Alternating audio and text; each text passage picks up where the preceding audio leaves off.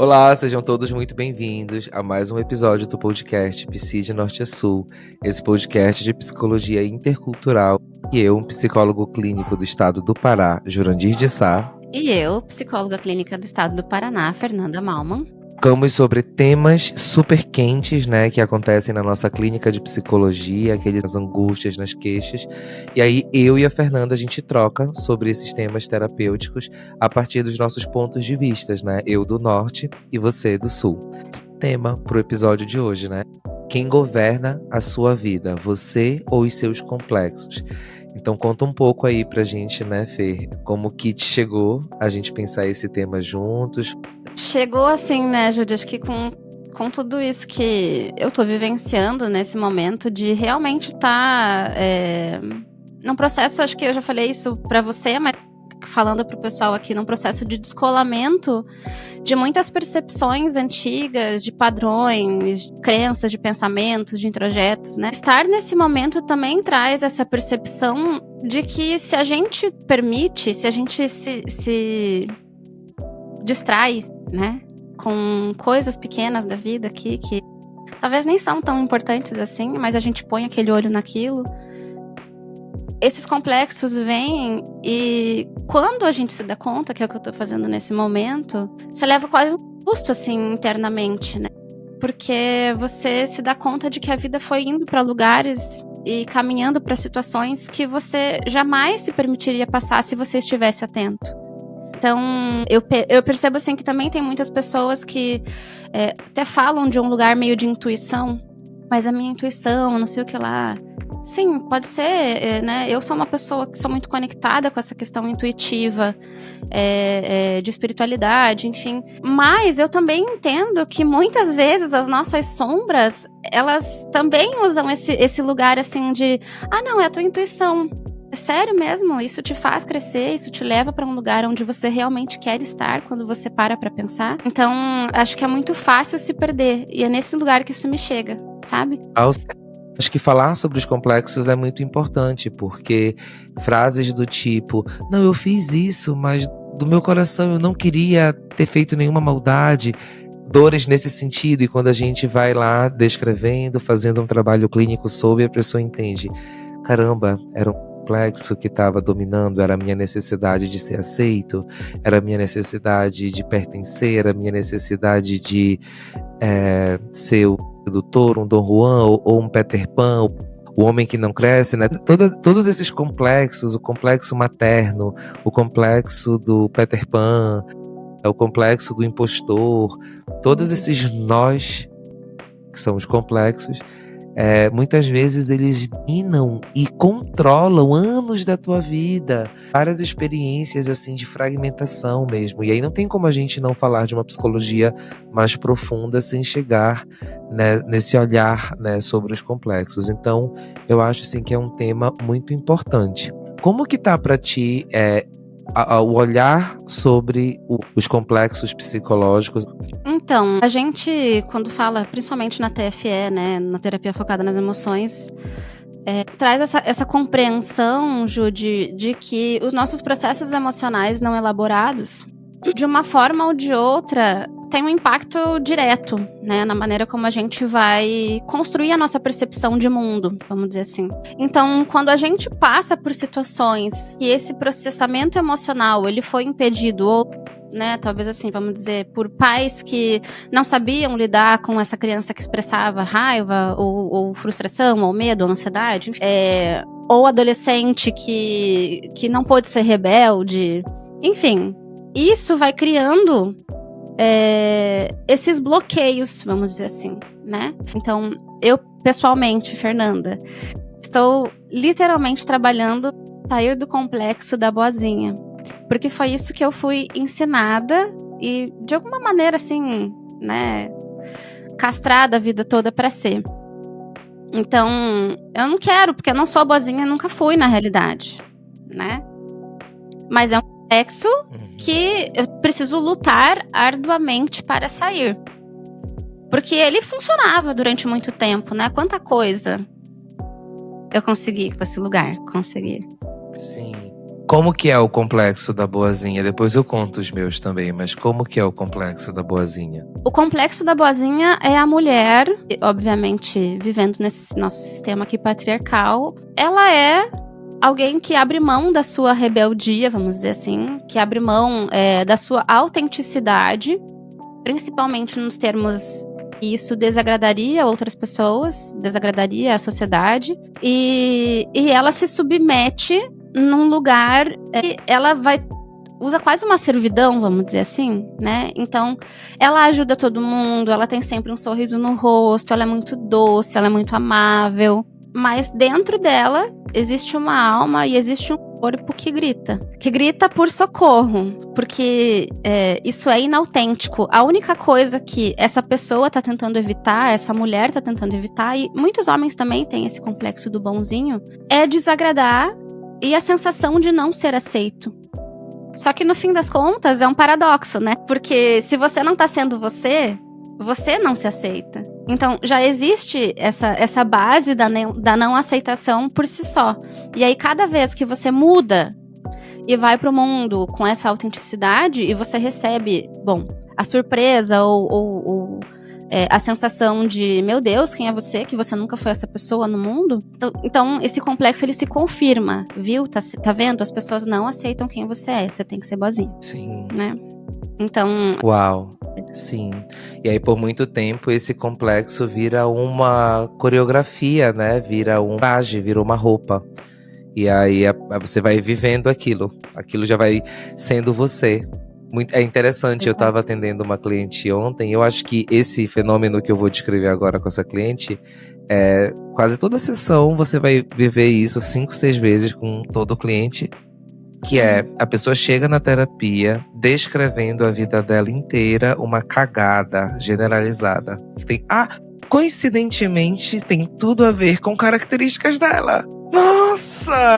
Olha só! Tem alguma conexão minha com essa cagada generalizada, né? Eu amo. E aí... e aí a pessoa vira pra mim e diz assim... Pois é, porque... E agora? Eu sou assim. Nossa, aí eu só falto morrer de vez, não é? Porque tipo assim... Não, você não é assim. Você está assim.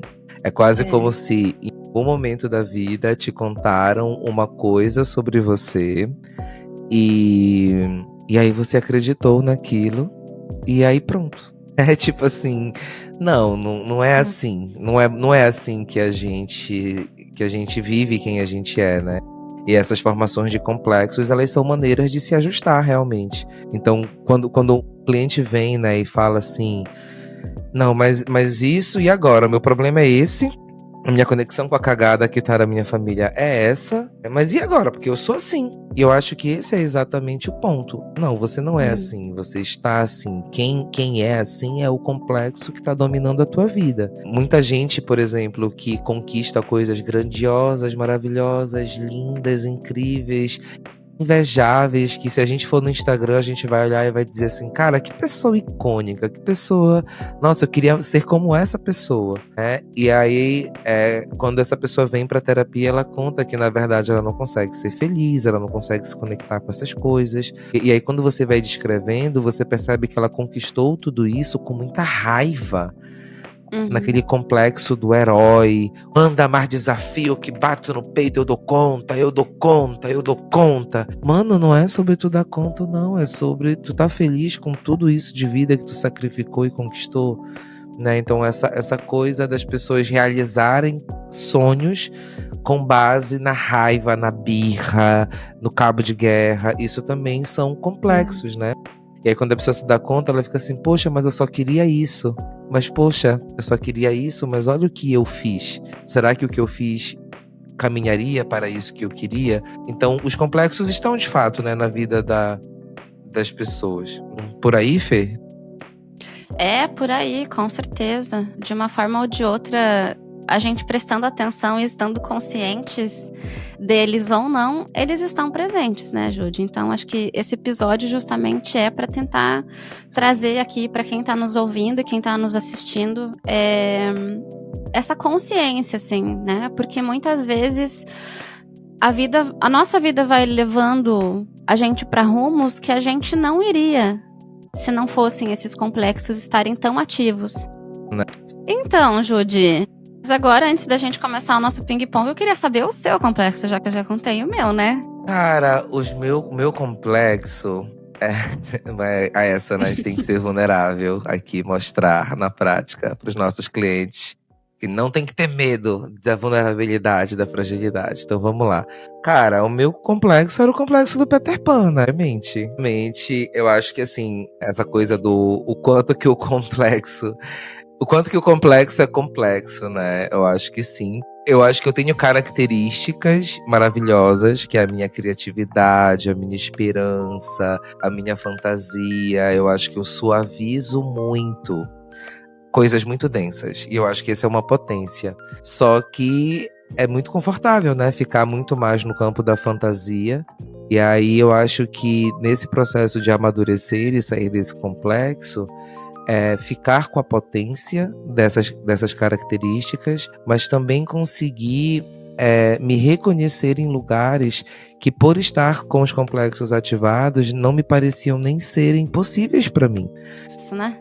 Começando aí esse ping-pong, né? Vamos fazer os ping-pongs dos principais complexos da psicologia. Bora mostrar que quem sabe faz ao vivo, entendeu? Bom, Judy, então vou falar de um complexo aqui, né? Que eu acho que é, nossa, muito presente, principalmente aqui no Sul, né? Acho que falando muito dessa interculturalidade, que é o complexo do perfeccionismo. Nossa, isso é uma coisa que o complexo pega. do perfeito. Exatamente. Tem que ser tudo milimetricamente, assim, o toque sai gritando, né? Por onde der, assim. As pessoas realmente, elas têm esse hiperfoco, esse olhar, assim, muito nesse micro, que isso precisa estar. Isso vem num lugar de angústia tão grande. As coisas precisam estar perfeitamente alinhadas. Eu preciso estar perfeitamente, a roupa passada, tudo bonito, a maquiagem perfeita. Imagina um borrão no olho, que coisa horrorosa, né? Rugas aqui, assim, e por aí vai. Então, se a gente fala assim, realmente conectando com o trabalho, quantas são as pessoas que vivem num processo de burnout aqui, justamente por isso, porque esse respeito pelos seus próprios limites pessoais, né? Então, o quanto que o teu corpo é capaz de continuar fazendo nesse nível de rigidez.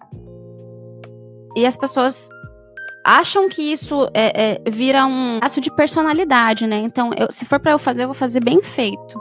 Não se faz pela metade, né? Só que isso traz um lugar de sofrimento absurdo. Porque, no final das contas, cara, se você fizer 0,5 ao invés de 1, mas tá feito, né? Existe o ditado, melhor feito do... Como é que é? Melhor feito do que não feito. Então, eu acho que nesse processo... feito do que o perfeito não feito, uma coisa assim, né? Isso, obrigada. Era isso aí. Tá, então já que tu trouxe interculturalidade, eu vou na paleta. Vamos seguir então esse ping-pong na paleta. Pensando então o norte, complexo muito presente no norte é o complexo do vira-lata. Essa coisa da gente sempre achar que o que tá fora é melhor do que… Principalmente porque, culturalmente falando, né, com a internet a gente conseguiu globalizar um pouco mais e enviar também, as pessoas conseguiram ter mais acesso à nossa cultura, né? O Pará nesse momento tá super hypado, tá tendo essa COP lá que tá também dando o que falar, mas eu acho que o paraense tá começando a acordar, o nortista, na verdade, né? Eu falo isso enquanto o norte tá começando a repensar e começar a se alimentar das próprias referências e a valorizar isso. Então, esses últimos anos eu pude perceber o enaltecimento da cultura, o alinhamento da cultura, que é de resgate mesmo dessa apropriação cultural. Porque por muito tempo, né, como a gente consumia a televisão aberta, que você passava sempre no Sudeste, com uma realidade mais do Sudeste, mais do Sul, a gente sempre tinha essa noção do que de fora é melhor. Mas muitas vezes eu também caí nesse complexo do vira-lata, de que o que tá fora é melhor, Como a gente era muito isolado geograficamente, tinha essa sensação de patinho feio, né? A gente se convenceu de que a educação, por exemplo, essa é uma grande fake news, de que no eixo sul-sudeste as pessoas são mais educadas ou são mais inteligentes que no norte. Eu não acho que isso seja verdade. O próprio Enem, né, todo ano comprova que o Nordeste é o centro intelectual do país. A maioria, muitas produções, né, importantes vêm desse lugar do Nordeste. E aí a gente fica com esse contraste. Bom, então, o próximo, eu acho que assim, aproveitando que eu comecei com a bozinha, pra mim faz muito sentido falar sobre o complexo do homem macho, que é bem sulista, assim, também. Do homem que performa essa masculinidade até agressiva, assim, de ser, né? Então, vamos lá, o que acontece com esse homem? Ele é muito pá. Ele é muito, às vezes até ogro, vamos dizer assim, com esse personagem que se forma. Só que a gente precisa lembrar, né, gente, que todo mundo, literalmente, todo ser humano tem emoções. Então, o que esse homem, né, bota pra dentro, assim, quantos sapos emocionais esse homem engole pra conseguir performar esse homem macho. E aí, eu acho que quando a gente fala sobre esse complexo e ao homem é esperado que venham essas características de não chorar, de não se expressar, se quer saber o que sente, né? Eu acho que isso vai num nível tão além, porque essa pessoa nem sabe como ela se sente, ela nem sabe qual é a reação que ela tem, que o corpo dela tem, né? Às situações. Então, o quanto às vezes esse homem ele responde com agressividade, quando na realidade ele tá sentindo vergonha, quando ele tá sentindo tristeza, né? E aí eu acho que isso. Eu acho que esse é um tema muito, muito legal. Não é? Eu acho que em todos esses complexos, né, Judy, quando a gente fala sobre eles, a gente fala sobre um imenso lugar de sofrimento. Porque as pessoas que estão, de alguma maneira, né, sendo regidas por esses complexos, sejam eles quais forem, necessariamente elas estão desconectadas da autenticidade delas, de uma parte que é muito central, que é muito importante, e que esse complexo silencia. Então, nesse caso do homem macho, vamos dizer assim, talvez exista ali um menino de 4, 5, 6 anos, que caiu, ralou o joelho, e alguém chegou nele e falou assim, não chora, homem não chora, engole esse choro. E isso vai né, começa ali, mas isso vai ganhando uma complexidade, ganhando contornos tão grandes que a pessoa não consegue nem se reconhecer para além desse complexo. Então, se esse homem aqui entrar numa terapia e se permitir entender as suas dores, será que ele vai saber quem ele é? Quem será que é esse cara por trás do homem macho? Será que ele banca ser essa pessoa também? Eu acho que são muitas coisas, né? São muitas coisas e eu acho importante essa denúncia do sofrimento e dos impactos desse complexo, principalmente do macho, no sistema familiar, né? Bom! Que precisa de muita ética, que precisa de muita responsabilidade, porque o Paul, ele é certeiro. Mas se você só faz o Paul para mostrar que você tem o poder do Paul, e você não tem a ética, né, então deixa eu observar, deixa eu ouvir, deixa eu perguntar, deixa eu assimilar, deixa eu conectar com as minhas emoções para eu falar esse Paul, que é basicamente esse refinamento do trabalho que nós terapeutas fazemos, né? Então assim, quando tem uma situação de crise acontecendo e algum, né, homem vem todo assim, porque eu sou logo falando assim, porra, parou, isso aqui. Isso não tá resolvendo nada, isso só tá mostrando que você não tá disponível para um diálogo, que você não tem recursos para se conectar com aquela história de uma forma mais complexa, de que realmente existe uma limitação. É o complexo do apegado, o complexo do sou enraizado, sou apegado, não consigo me mover, sou aqui é meu lugar, assim, aqui não fico eixo, porque isso também, acho que tem a ver com isso do cabra macho, que o cabra macho tem essa rigidez, né? Então vamos ampliar o complexo da rigidez para uma coisa maior que tem a ver com isso. Se você vive muito tempo um complexo e as pessoas ao teu volta têm um complexo muito parecido, você vai literalmente viver uma eterna rigidez psicológica e achar que aquilo é a vida. Então, quando você tem poucas interações, poucos amigos, poucas influências, poucas referências fora daqueles que teus complexos conhecem, você passa a acreditar que aqueles complexos é a vida real, ideal, e aí fica perseguindo todo mundo, julgando e criticando todo mundo que não segue aquilo. Exato. Então, não, né? Não é por aí, assim. Distintas para a gente conseguir compor uma ideia mais honesta sobre tudo mesmo, né? E às vezes, quando a gente tá nessa do isso é o certo, isso é a coisa certa, isso é assim que se faz.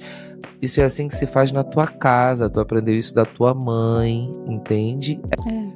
É a sua forma, não é assim que se faz. Se não for assim, tá errado. Toda vez que eu pego o meu celular e faço um time-lapse, e eu vejo, depois no time-lapse, tanta informação que quando eu tava vendo a cena, eu não imaginava que estava acontecendo. E naquele framing de 30 segundos, que equivale a uma gravação de 1 hora, vamos colocar assim, tem tanta coisa que mudou naquele mesmo frame. Como que uma pessoa consegue dizer que ela vai ser a mesma pessoa o resto da vida? Isso não faz o menor sentido. Sim, então o próximo que eu gostaria de trazer é o complexo da cuidadora, né? Como isso é uma coisa muito, presente, assim, na minha família. Cuidadora salvadora, que é um complexo conhecido por salvadora também, né? A cuidadora ou salvadora. Isso, exatamente. Não quer dizer que não tenham homens que não sejam assim, mas numa grande maioria, mulheres que se colocam nesse lugar de estar sempre ali disponíveis, o tempo todo disponíveis e extremamente atentas às necessidades das outras pessoas. Eu acho que tudo isso vem com algum nível de subserviência, né, Júdias? E também, nessa questão de ser a salvadora, essa necessidade, eu acho que de fazer pelo outro aquilo que ela gostaria que tivessem feito por ela.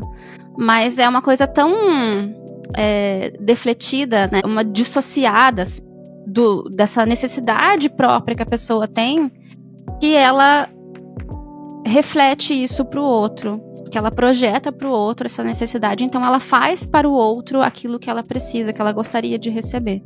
Tanto em termos de cuidado, quanto em termos de ser essa salvadora. E aí eu acho que isso fala sobre mulheres que passam uma vida abdicando de si. Que passam uma vida realmente assim, sendo aquelas pessoas mais queridas por todo mundo. Mas a um custo pessoal muito alto. Muito alto. E eu acho que, assim, principalmente aqui, né, nesse... Bom, eu posso falar do Sul, né, o que eu conheço, o que eu vivencio. Assim. Se eu for falar das minhas avós, ambas, elas estão nesse lugar de terem sido as cuidadoras, de serem as salvadoras. Inclusive, isso também introjeta em outras pessoas até esse lugar de não saberem se cuidar, de serem dependentes desse cuidado delas. E causar uma sensação de incapacidade em quem está recebendo. Né? Porque às vezes esse complexo é uma coisa tão forte e que elas não podem abrir mão. Elas, inclusive, desrespeitam a autonomia do outro, se cuidar, em se salvar, em estar nesse lugar em que eu dou conta de mim, para não abrir mão do complexo.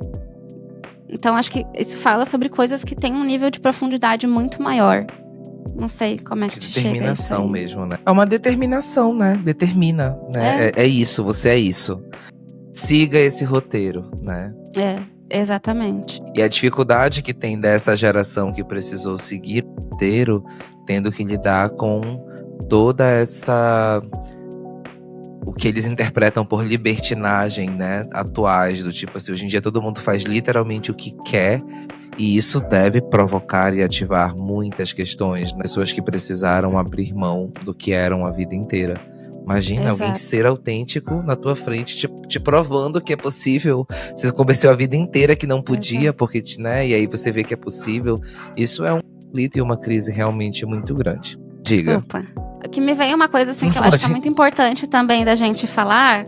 Enquanto você estava falando, isso me veio, né?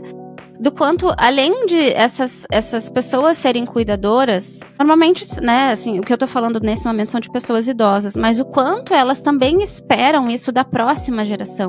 Então, assim, são mulheres e são homens também que tiveram filhos muito na intenção de que eles se tornassem cuidadores deles quando chegasse a velhice. E quanto isso tá sendo cada vez mais, assim, principalmente na minha clínica, tem vindo com bastante frequência dessas gerações que têm quebrado esses padrões. Então, eu não vou cuidar de você, mãe. Desculpa, eu não vou abdicar da minha vida para ser a sua cuidadora, para ser a sua salvadora, né? Mas então, assim, o quanto que, além desses complexos, eles estarem presentes para essas pessoas, a tendência absurda que é de querer introjetar esses complexos na próxima geração. Nas próximas gerações. É a receita, né? Se te disseram que a vida foi dessa forma, alguém vem e te diz que não é, e aí você faz as contas e diz, meu Deus, eu me submeti a tanta coisa porque eu acreditava que a vida era assim, imagina, como que eu vou agora assumir que poderia ter sido diferente, né? Eu acho que isso traz, sim, encontro com muitas questões debaixo do tapete. Com certeza. Muitas. Bom, o próximo complexo que me dá vontade de trazer é o complexo do rebelde. Né? Aquelas, assim, né? Que eu acho que é um complexo muito também presente, acho que na clínica, que tem a ver com a pessoa que é aquela do contra, o famoso do contra, né? Ele já tem o não na ponta da língua, é aquela pessoa que já começa na desconfiança. Eu lembro de uma vez estar trocando com uma pessoa assim, que era uma rebelde crônica, e ela tava me falando assim, você, Júlia, eu já percebi, você chega com toda a sua confiança na pessoa, e à medida que a pessoa vai te mostrando que ela é ou não, ela vai perdendo, mas você já chega com 100%. Eu não. Sim. Eu chego com 0%. E aí eu vou dando isso, se a pessoa vai merecendo ou conquistando e tal. E aí eu percebo que é uma pessoa que eu acho importante a diferenciação, eu acho importante aprender a dar limites, eu acho importante aprender a dizer não, mas muitas pessoas vêm de um lugar assim que de repente foram tão invadidos, sabe? Principalmente pessoas filhas de pais narcisistas, né? Que tem essa invasão, sempre teve alguém ali invadindo, criticando, dizendo que a pessoa deveria e aí a pessoa foi desenvolvendo esse complexo do rebelde, que é não pra tudo, e aí se torna uma pessoa que chega a um ponto tão crônico que eu nunca vou esquecer essa cena. E eu lembro dessa cena, e não é nem um pouco assim, parece com muito carinho, até com saudade, porque todo o contexto da cena foi uma coisa muito interessante, mas por ter sido tão interessante, eu vi esse frame e eu falei assim, meu Deus, esse é o complexo da rebeldia. Que foi, eu tava com uma jarra de água na mão e um copo servindo água. Sim. E a pessoa falou assim, nossa, eu tô com sede. E aí eu falei, você não toma água? E a pessoa disse, não. Ela disse, eu estou com sede, eu tinha um copo de água na minha mão. E eu ofereci pra essa pessoa e ela me disse, não.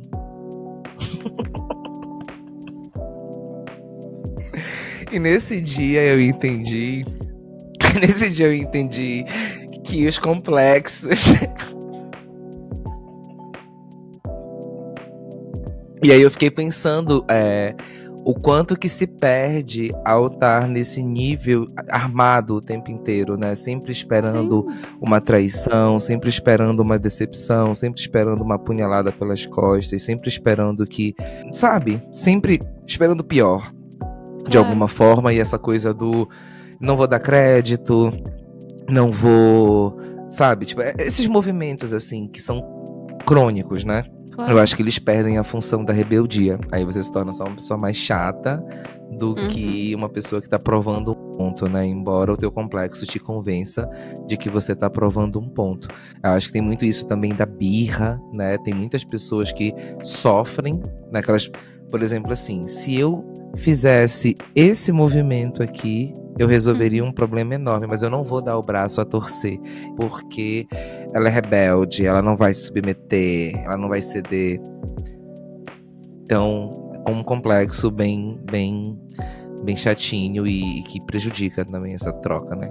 Das pessoas e das relações e tal. E você? Próximo. Next. Não sei, amiga, Então, o próximo complexo que me veio, né, Judy, é o complexo do sofredor. Sabe aquela pessoa... Da vítima. Que a dor dela sempre é maior do que a tua? Ela sempre sofreu mais? Meu Deus. Nossa, meu então, Deus. Odeio. Essa tua respiração, ela é a respiração de todas as pessoas que estão. Não deixa de ser, né? Mas assim. Psicólogo, sim, você acertou, é um trauma. Exato. Então, assim, o quanto que estar próximo dessas pessoas traz essa necessidade de respirar fundo, porque é muito cansativo, desgastante, drena a nossa energia. Quem tá próximo dessa pessoa se sente drenado, porque a vida é uma grande desgraça. Não dá, né, gente? É muito cansativo. E assim, eu acho que a parte mais difícil disso tudo é que a pessoa, ela realmente não consegue não ser essa pessoa. Ela não consegue não agir dessa forma. Ela não consegue não botar que, assim, não importa o que você passou, o que eu passei, com certeza foi pior, foi mais difícil, foi mais dolorido, foi mais sofrido, foi mais horrível. Então, assim, eu acho que são tantas perdas, né, que de alguma forma estão compostas nesse lugar. Aí, além de tudo isso, né, dessa ser uma pessoa muito sofredora, ela também é sofredora porque as pessoas não querem conviver com ela. Então, né? Ninguém gosta dela, né? É igual... Eu amo esse meme, esses memes da internet, que é tipo assim... Ai, e eu acho que nós empatas, né, psicólogos normalmente são empatas, a gente é os campeões de acontecer isso com a gente, que é um belo dia eu vi uma menina que tava ali sozinha e sem amigos e decidi que eu queria ser então amigo dela. Aí eu entendi, sendo amigo dela, por que ela não tem amigos, né? Gente, então esse foi um apanhado geral aqui, né? Mas é claro que existem muito mais complexos do que esses que a gente nomeou, né, Júlia? A gente quis trazer aqui os que, de alguma maneira, talvez sejam mais presentes na nossa vida, na nossa clínica também, e que chamaram a nossa atenção um pouco mais especificamente hoje. Mas, assim, acho que o que fica de mais importante disso tudo que a gente falou é o quanto os complexos, eles são, de alguma maneira, parece que esse personagem que toma conta, algum tipo de desconexão tá acontecendo. E a gente esteja atentos ou não, os complexos estão aí. Então eu acho que esse é o grande ponto sobre a gente ficar mais conectado com a nossa necessidade de olhar para a nossa autenticidade. Então, quem você genuinamente é, quais são as escolhas que você genuinamente faz na vida. E que talvez nesse momento não estejam tão presentes nas suas atitudes, não estejam tão impressas na forma como você realmente age, coloca no mundo, né, a tua forma de ser. Então, eu acho que é muito importante falar sobre esse nível de sofrimento também, que está atrelado aos complexos, porque por mais que pareça uma coreografia muito bem ensaiada, como você mesmo fala, né, Júlia? Eu acho muito legal essa palavra coreografia, porque ela imprime essa coisa que não é autêntica, ela não é genuína, isso foi...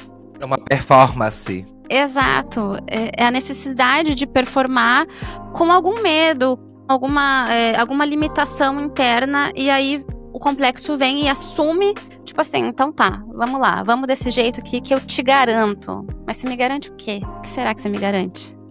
A gente queria também lembrar que esse processo todo de trazer essas questões para vocês é também lembrar que a terapia, ela é uma ferramenta muito importante, fundamental, para que esse nível de atenção possa estar focado nessas questões e que você que está aí nos ouvindo e nos vendo possa também se perceber quais são esses complexos que de alguma maneira possam estar regendo a tua vida e qual é o nível de sofrimento que você de alguma maneira está passando, né? As nossas agendas estão abertas, se você quiser entre em contato aqui, tem o nosso e-mail sempre na descrição dos episódios, mas independentemente se é com a gente, façam terapia, gente.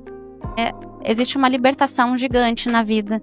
Não serem esses complexos que regem as nossas atitudes, né, Jude? Exato. Então, é interessante que a gente possa estar constantemente questionando e desconfiando dessas verdades absolutas que a gente tem na nossa cabeça, porque elas trazem muito sofrimento.